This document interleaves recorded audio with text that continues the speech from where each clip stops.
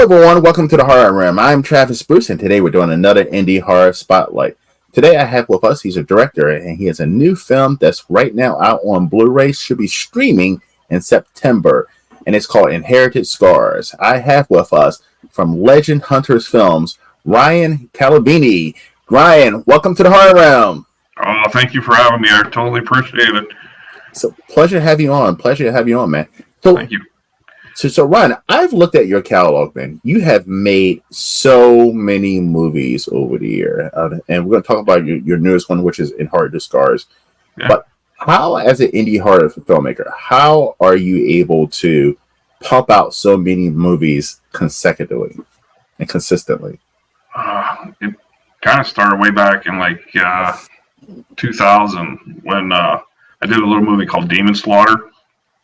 Mm-hmm. And we were able to get distribution for it. So I made a promise to myself and everyone we worked with that whatever money we made from all the films or conventions or expos, whatever we do, that money always goes back into the film slush bucket, basically. And we try not to put our own money in, but just kind of keep building those funds. And since then to now, we're to the point where we make enough money every year to make another film. So it's really kind of paying for itself. I mean, we're not getting rich off these enough to, quit our day jobs, but we make them enough back on, the distribution routes and what have you to every year make a new movie, or even sometimes two if we're lucky, Now, can you still make movies? I mean, can you still make money off of indie horror in the year 2024? I mean, there's a lot of filmmakers out now. So a lot of different streaming options. Can it still be profitable? It can be if you keep it on the dirt low. Okay. I refuse. The most highest budget I will go is $5,000 on a film, and that's pretty dirt cheap. I mean, that's micro. Yeah, it's very micro, but the return is just not quick enough that it takes time. So, but after you have several films out there and they're making money coming back, I mean, that it starts building.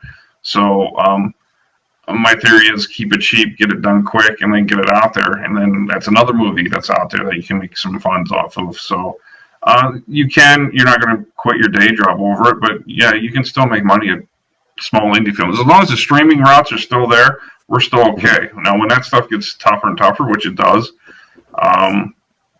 hopefully other venues will open, but for now we're okay. But that changes with everything, I agree.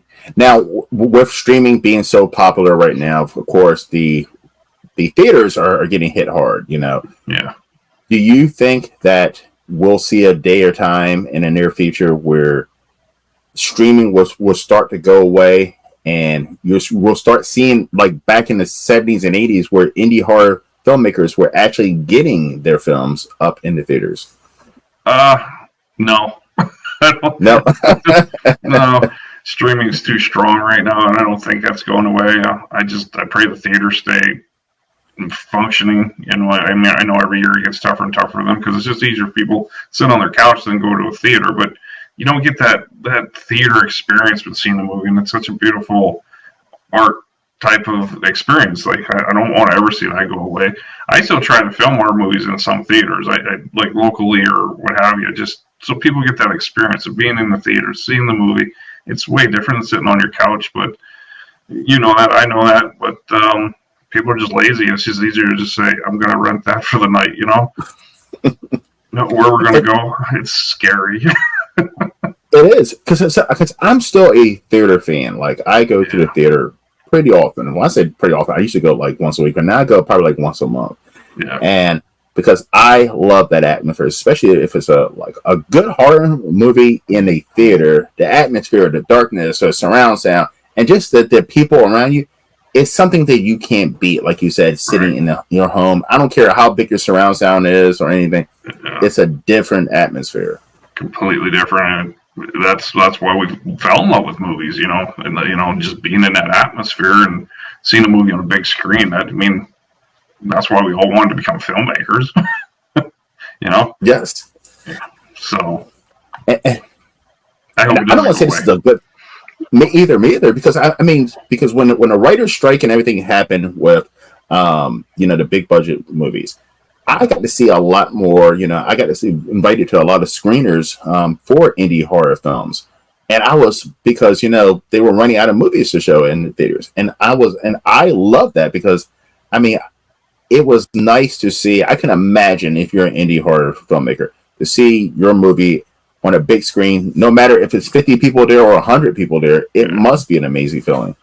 Oh, it totally is. And then it's kind of like the accomplishment to show the cast and friends and just everything. This is what we worked on for months, and here it is, and everyone can sit and have a beer and enjoy it. And that's more of an accomplishment for me as a filmmaker. Like, we did this together.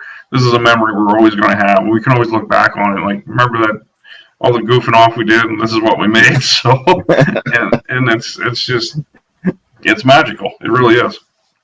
It really is. Yeah. Now, Ryan, I'm at you a hot topic question. Sure. Right now, the big thing when it comes to horror in general is the public domains. We're starting to see Barbie, Pinocchio, everybody come out. How do you feel about that? It's something different. I know it's hitting. It's hot right now. I won't touch it with a 10-foot pole. Even though it's public domain, it still scares the hell out of me. Like, I don't need a lawsuit or some because I use something in public domain, or you don't know what other copyrights are back behind that trademarks or something. I don't want to touch it just because I'm just scared to death of it. But yeah, it's a great craze right now, and it'll fade out like everything else. And like the same thing with Sharknadoes and cocaine this and cocaine that. I mean, it's a phase. It's fun. It's great. It's given flair back into the horror genre, but it'll fade out like everything else. I'm waiting for slasher to come back. I really am too. Like, and like you were talking about, when it comes to the horror genre, I tell people all the time, it's phases, right? I mean, you have the found footage, and you have the paranormal act stuff, and then it came all the Scream knockoffs, and but it all comes back in full circle. And I love, I'm an 80s kid. Yeah. I love a good fucking slasher. I love, the Friday the 13th, the Halloweens, even like the smaller ones like Sleepaway Camp. I love that. And I can't wait for that to get a full on, blast back. What scares me is that I don't know if the kids nowadays are into it. I just think they're not. And they're not. And it's like us old school guys, we're like, yeah, let's bring that stuff back. But I don't think they really will to a full degree. You know what I mean? Yeah.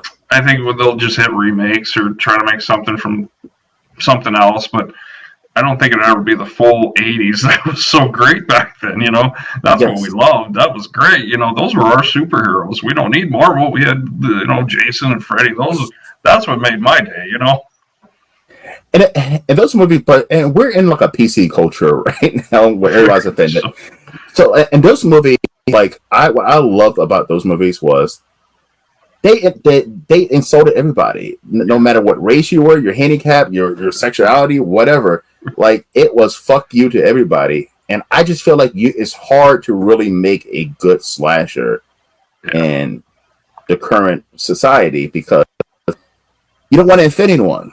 I think the only one right now that's doing a great job is the Terrifier films. I think Art the Clown's the only one really doing a wonderful job and bringing it back to some degree, Yeah. Yeah. I can't wait for the third one. Okay, let's shoot to that. Do you think that when it comes to the Terrifier series, do you think the third one will be the last one, or do you think they're going to ride this money train like you see the Nightmare on Elm Street and everyone else? They'll ride that out for a long time. I would. I'd milk that cow to the cow court and walk. Yeah. You would? Oh yeah. Maybe I'd take a break here and there, but I would. Right. But you don't think it would start affecting your credibility when you start making fucking Freddy's dead and stuff like that eventually, where the quality starts? That's when you take a break and maybe take a year or two away from it and then come back to it. I would, Okay. But the third one looks great. I mean, I don't see them slowing down. That's for sure. Yeah. No, keep it coming. Keep it coming. But there's a couple movie series that I have said that I wish would take a break, like a long break.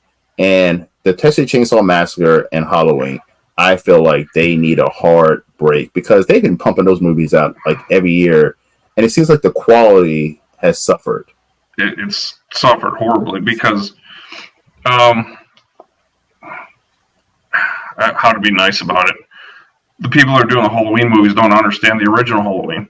They have no Right. connection to it. They're just trying to make bubblegum chainsaw movies, which that's not hitting the fans that or that we loved back then. You're making a disgrace of it, really. I mean, they tried, but it's just so far fetched from what the original was. Like, you're telling me you guys can't come up with a sequel that's back to the original in some form. They keep trying, but it's just a mess. Halloween, I was so disappointed. I don't even know where to start with all that. It's just I agree. And Halloween, the original Halloween is my favorite horror movie by far. Yeah. And when the 2018 one came out, I was like, this is nice. This is something different. This is I mean, after seeing the Rob Zombie and then we had Halloween Resurrection and all that shit beforehand, I was like, this is something fresh, is new, and it's kind of a throwback. But then they came out with Halloween Kills and Ends because they were riding that money train. Oh, yeah.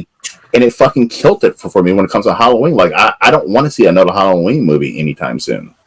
I was one of the ones that hated that last one. I mean, I literally hated it. I'm like, I literally hated that one. Yeah, I'm like, I don't know. You were building up for something that was going to be the hugest blowout fight ever, and it was nothing like that. No. I'm like, what did we watch? because I didn't understand about that movie, and I said too, I was like, it's like too late in the game to introduce a whole new character and have that last movie, the final chapter in that trilogy, about a whole new character, and for that character just die and just like it was just like this is something maybe you should have introduced him in Halloween Kills or something like that. But and to make the last chapter of a trilogy be about a brand new character, it was just a weird concept. Yeah, that was. I don't have any words for it. It was just so bad. I came out weeping of sadness of this is how you ended it. And again, these are writers that I feel are not connected to the original material. Like they ignore it or something. Like I don't know how to explain it. Like I don't think they feel the heart of what the originals were. I mean, they try to throw all the subliminal stuff in there. Like, look, we have some the mask from Season of the Witch. Ooh, yeah, that's great, but you're forgetting what Halloween was. It was the figure. We never knew who he was on the loose. Exactly. And they didn't do that. Once you give the boogeyman a name, a face, and all that stuff, you lose credibility. You 100% do. Now, why do you think Hollywood, New Line Cinema, and Blumhouse, why do you think they're so afraid to give a new horror filmmaker a chance when it comes to even one of these properties like Halloween something? Why do you think they're so afraid to try and go into the indies and find a filmmaker and have a new vision? Too much of a money risk, probably. That's the only thing I think of. I mean, Sam Raimi and them tried. I mean, look at the Evil Dead stuff. It's great. I mean, what they're doing, and he's pulling directors, probably we're not really aware of, that have a real eye for it or a new story to it. I think these other people are just grabbing whatever they think they can make them a buck off of, So it's a sad day. It is. Like when it comes to like horror movies that I see, that get theatrical release, I am so fucking nervous to go and see them because I feel like majority of the time, like I want to see one called Swim something, but I've seen a lot of them, especially the Blumhouse ones. Mm-hmm. Blumhouse will hit you with a gem, and then you get 6 shitty movies followed by that. But I just feel like they've established their name as Blumhouse. So they think that audience, and I'm one of them who's guilty of it. We see a Blumhouse movie and we rush to the theater because this must be good. Yeah. No. What? If it's not like a film I really want to see, I'm one of those people. Yeah, I'll stream it at some point, but it just like movie ticket now is $10+, whatever it is in your area, but unless I really want to see it.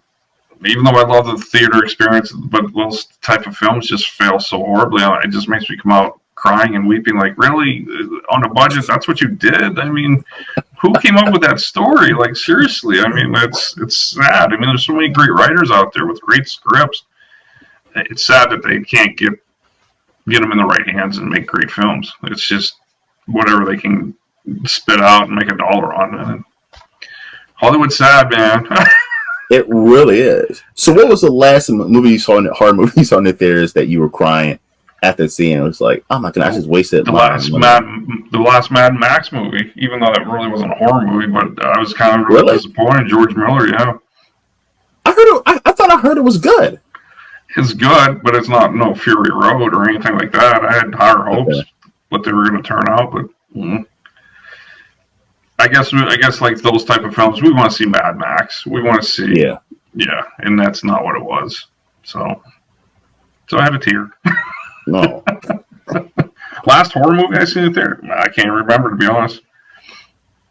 For me, it was that last Exorcist movie, and I went in knowing it was going to be fucking bad. Like, I went in knowing because David Gordon Green, who directed who killed the Halloween series, was the head of that, and I knew going in that it was going to be bad, but I didn't know how bad. And I was watching that movie. I'm like, what the fuck am I watching? I'm like, this is not. I'm like, did he even watch the original Exorcist movie? I started getting like I don't think he's ever watched the original Exorcist movie. I really did. I'm like, whoa, what is going on here? Oh, I totally agree with you. I did see that one at a drive-in actually, and like when the part with I can't remember the mother from the first film and what he did to her. I'm like, really? She's an icon, and that's what you did to her? Like, you never watched the original and know how this. I went and got a snack. And the fact you knew that the original Exorcist was about religion, right? It was about the devil and God, right? Yeah. And for you to take that aspect out of the fucking movie and make it like, it was weird. I was like, what are we doing? But after they did that to her, I can't think of her name offhand, the mother that played in the first one. I'm like, that's really how you're going to play her out? Like, well, I don't blame her because apparently she refused to roll like 3 times, and then finally she did a fourth time. Well, apparently they backed up the Brinks truck, and then they donated not only that, but they also donated a whole bunch of money to one of her charities. And she was like, "Okay, fine, this is enough money. I'm gonna do it." But I had no idea where they were going with that movie. But I walked in knowing it was going to be bad. I did not know it was going to be on that level, though. And we know that the next ones they make are just going to be just as bad. But we'll watch them. Let's see how bad it is this time. Now, I am not going to. I'm not paying the $13 that I paid to go see that one in the theater. I'll wait for that to go on HBO Max or something. There you go. We're suckers for punishment, you know. Exactly. The other movie though, it was before that one was the Winnie the Pooh Blood and Honey, and I was trying to support an indie horror filmmaker, and I saw that movie and I was like this. What the fuck is this? Like, I'm like, okay, this is definitely now that was a cash grab. That was 100% a cash grab. It was, hey, we're going to use this iconic public domain, but we're going to make the shittiest movie out of it. Yeah. But we know that we're going to get seats in, and we're going to make a profit of it. But fuck it, we don't care. Right. Yeah. That stuff still scares me with any type of lawsuit for something. I don't know why. Even though you're probably fine. I won't touch it. I just don't want to touch it. And it's like, is this where we're going now? We're making cartoon characters and the killers. Just not my cup of tea.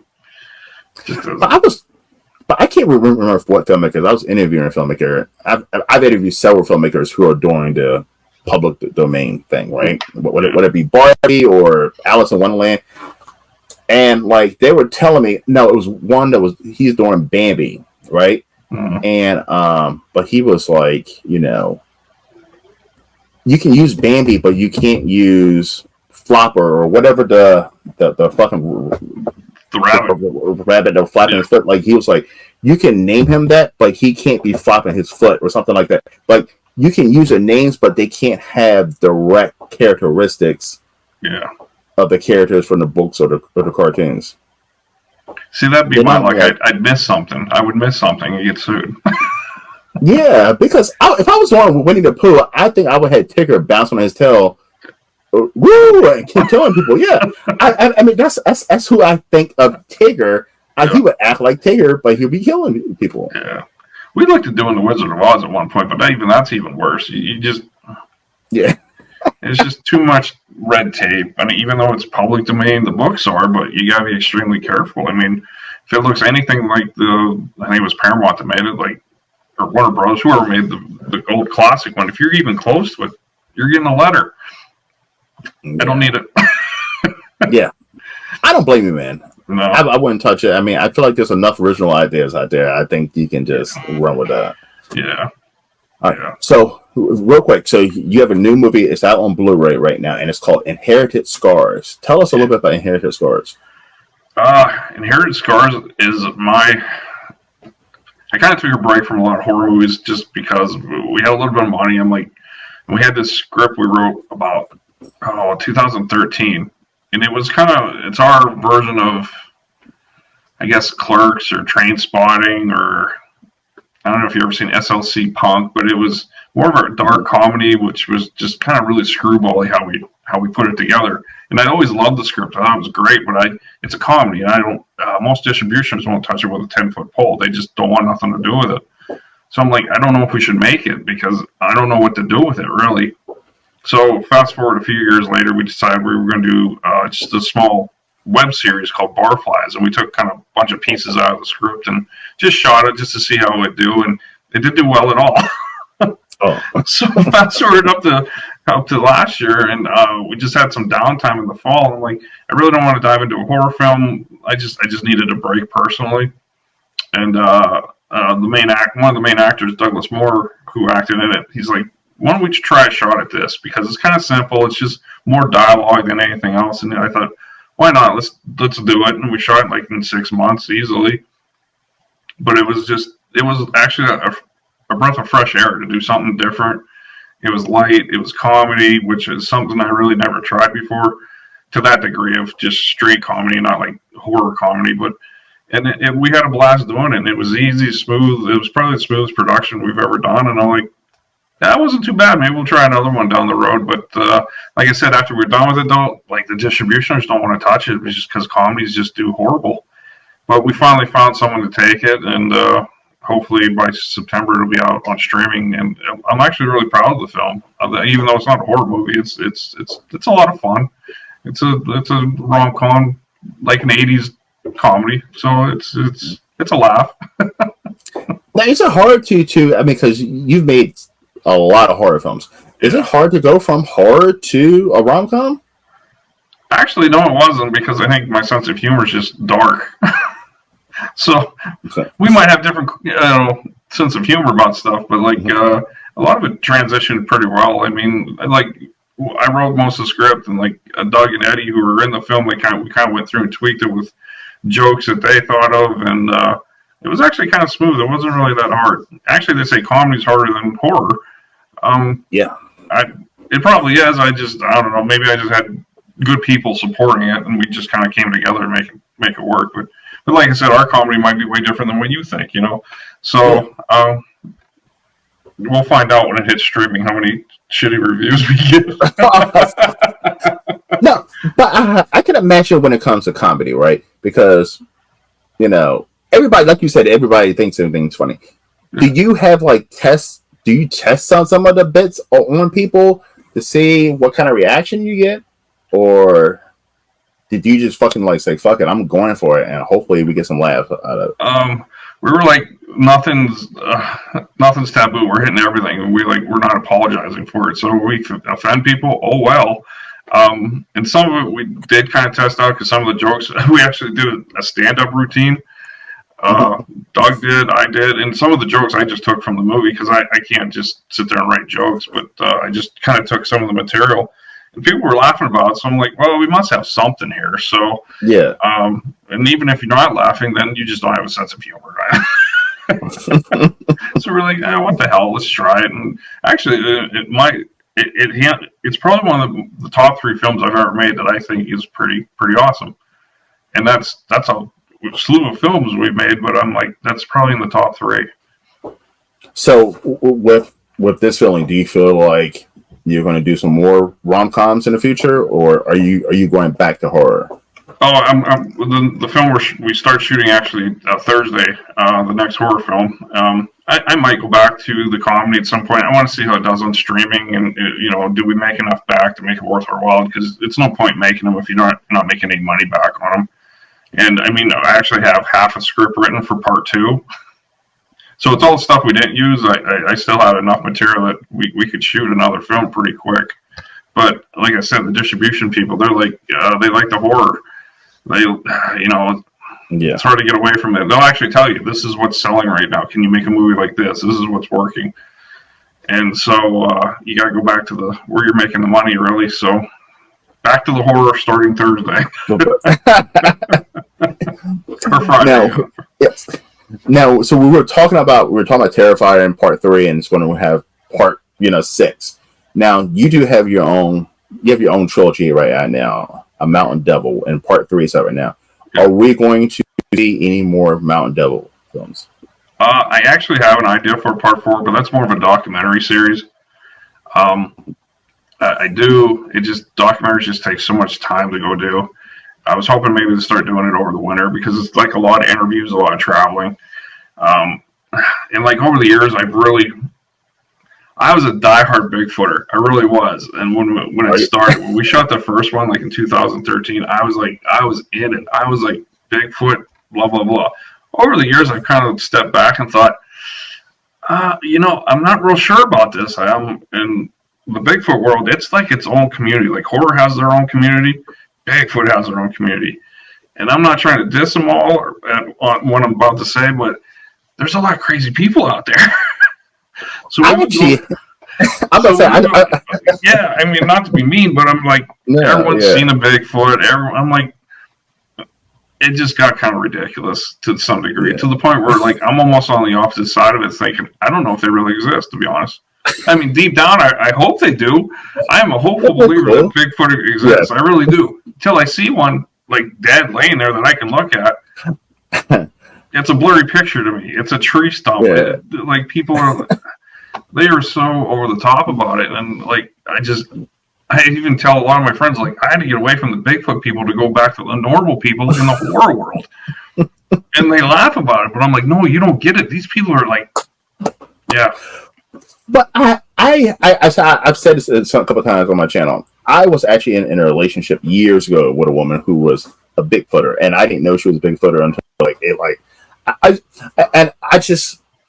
and maybe as a guy, I was just like didn't pay attention. But like I was like, well, wait a minute, she got Bigfoot on the back of her car. She got a Bigfoot purse. She has a big, and I was like, wow, you're really into Bigfoot. She was like, yeah, I'm a Bigfooter, and like she told me that there was a Bigfoot association, and like she spent thousands and thousands of dollars a year to go hunt Bigfoot in the woods, and I'm like, whoa. And she was asking me if I want to go. I was like, nah, I'm not doing that. And then like I even asked her, I was like, have you ever seen any? I said, how much have you invested into this Bigfoot exploration thing? She said, probably close to $10,000, right? And I was like, have you even seen any evidence of? She said, I've definitely seen Bigfoot tracks.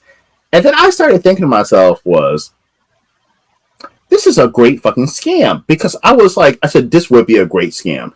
If I was going to do like a Bigfoot exploration in Alabama or something, and I would charge people $1,500, right, to come to this Bigfoot thing, and I just go out there in the woods and make some big feet tracks. Mm-hmm. That's all you have to do. I mean, that's enough for them to say, I saw evidence of Bigfoot. Because I even asked, so what if you do find Bigfoot? Like, what would you do? And she was like, get videotape of him and take pictures. So I was like, but everybody's seeing that. No one would believe that.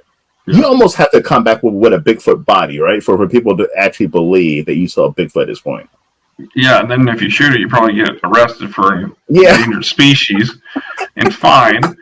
I'm like, there's no winning. Like, that was my whole point. I'm like, I won't believe until I see a dead one. And then we go to these conventions and expo, and they have expert speakers talking. I'm like, how are you an expert on something that's just it's not even real? It's like saying unicorns are real. I mean, how are you an expert on something that doesn't exist? Or we have no proof of it, you know? Yeah. So yeah, I went from one extreme to the other with the Mount Devil movies, but even my fourth one would probably be more of, here's maybe why it doesn't exist, you know? Okay. Yeah. As much as I would love to have them exist, you know? So what's the craziest Bigfoot story you've heard? Of all of them, this actually happened to us. There was two of us in an area where there had been sightings. Mm-hmm. And we were out in the middle of the woods, 2 a.m, in like an open field, and something was throwing rocks at us. And they weren't falling from the sky. They were coming through the trees right at us. And now Bigfoots are known to throw rocks at people and what have you. But that I couldn't explain. I just couldn't explain it. Because we were far from anything and anyone. But something was throwing rocks at us. Maybe it was raccoons mad. I don't know. But that I can't explain. That's the only thing I've had happen that I can't explain. Interesting. Yeah. Yeah, I mean, it would be pretty cool if there was a Bigfoot Yeti. But also, too, I had a filmmaker on. I can't even think his name now.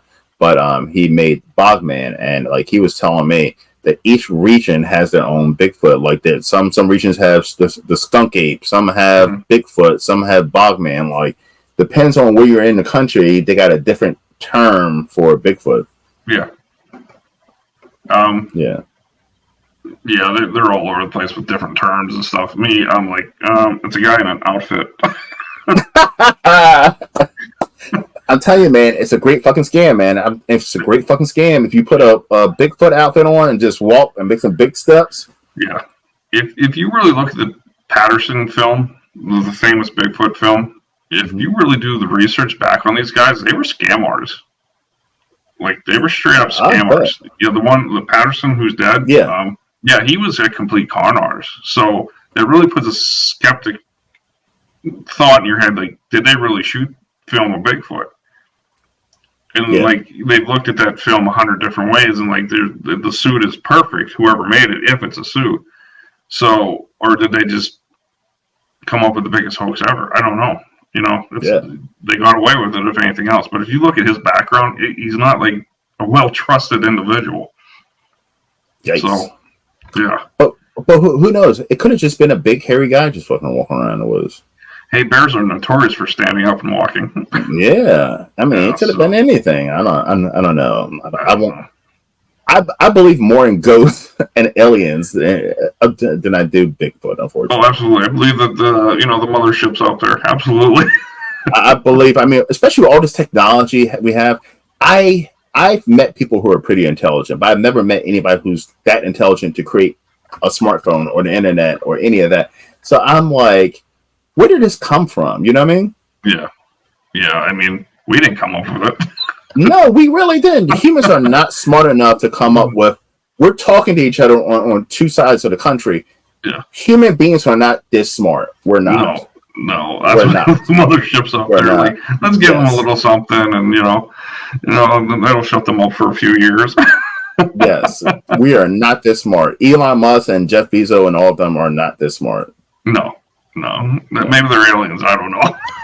It could be. That could be. Mark Zuckerberg. I still tell people that him and Elon Musk are aliens because the way they react to things and the way their expressions and stuff.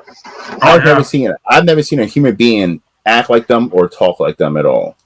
No, and you ever watch their face expressions and stuff? Yeah, it's weird. Yeah, like I don't know. Maybe it's just autism. I don't know. I'm putting my money on aliens. On aliens. Yep, the lizards. Yes. All right, Ryan. Where can everybody find you, my friend? We got a website with legendhunterfilms.com, Facebook, Instagram, Ryan Cavallini or Legend Hunter Films, either one. Where else are we? Amazon. A lot of our films right now are on Tubi and other streaming outlets. If you go on Roku or whatever, just type in our stuff, it'll pop up. So you can find us. We're all over the place. Listen, everybody, get over to the streaming services and check out Ryan Cavallini's films, as well Yeah. as get over to Legends Hunters Films and grab your copy of the Blu-ray for Inherited Scars. Yeah. Ryan, we've learned a lot. We've learned that today that you don't believe you make Bigfoot movies, but you don't believe in Bigfoot anymore. I'm a hopeful believer. I'm hopeful. Yeah, hopeful, real hopeful. Yeah. And But you other hate than the that, how. I'm not doing hate more the Bigfoot cons. No. I actually want to go to one Bigfoot con. I don't know if there's one on the East Coast or not, but I would go to one Bigfoot con. I'm just curious Oh to yeah. see. Ohio, they have huge ones. There's big ones in They Ohio. do? Yeah. Okay. Yeah. I might If have you want to check drive that that out. far. I might have to, if I'm already in Ohio, I might go. There you But go. but we also learned that you hated Halloween. Halloween ends ended for the Halloween series for you for a while, just like it did for me. Yeah.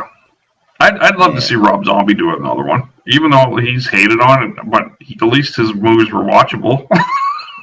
True, but I heard that the reason why I was watching the history on those, and I heard that Harvey Weinstein and the Weinstein brothers were putting a lot of pressure on him because he had a whole different vision for those movies, and they were telling him, no, give it this cookie cutter Halloween that that everybody's gonna like. Yeah. And I would love to see what his actual vision for the Halloween movies would have been. Well, he was really thrown into part 2. He wasn't going to do that. Yeah. I believe. Mm-hmm. And then, Correct. If he would have just stayed with the hospital sequence, I think that would have been a great film. Me too. Yeah. And then Me cutting too. it off and saying it was a dream. Well, you're just wasted 20 minutes in the hospital. Why don't you just remake a part 2 of the original? Exactly, because I mean, I'd love to see the young Michael Myers, like you said, the hospital scene, the young Michael Myers, and that was something that we never got to see, in the original Halloween series. So I like that part, but then boom, it cut off and it went to a bad knockoff of the original Halloween. Yeah, it did. That first half was great. Yeah, I love Rob Zombie's film style. Like he uses like a lot of 16mm films and it's color correcting. It's like that old grainy 70s feel to it, which is what I love. I love that.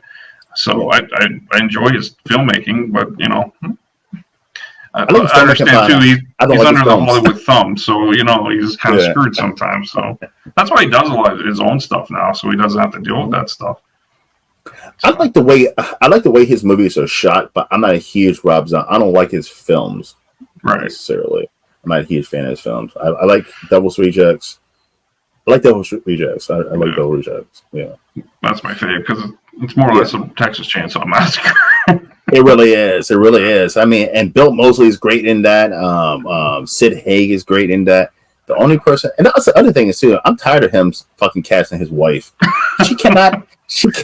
Her voice like fucking makes my fucking balls hurt. Like I'm like shit. Can we stop casting her in your fucking movies? I mean, I know it's your wife and everything, but still, When he did 3 from Hell, it was okay, but I thought she was the best part. I thought her acting was like crazy as crazy could be. I thought she did great in that, and that's the only one I ever thought she did great in. Okay. Yeah. Because in Halloween I hated her as the mom, especially the first one. Just it was just this. I was like, every time she talks, it's just fucking. My balls just like stop. It's like I'm getting kicked in the nuts like repeatedly. Well, Rob's like happy wife, happy life. So but aren't you supposed to keep your relationships and your business separate? I feel like I don't know. I think he's in too deep now. It's too late. Yeah, no, it's too late now. It's too late.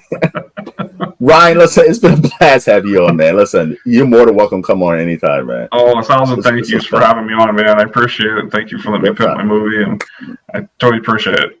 Man, listen, it was my pleasure. My pleasure.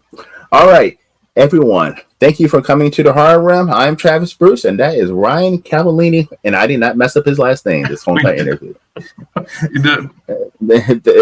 Thank you for coming. See you next time. Take care. Thank you.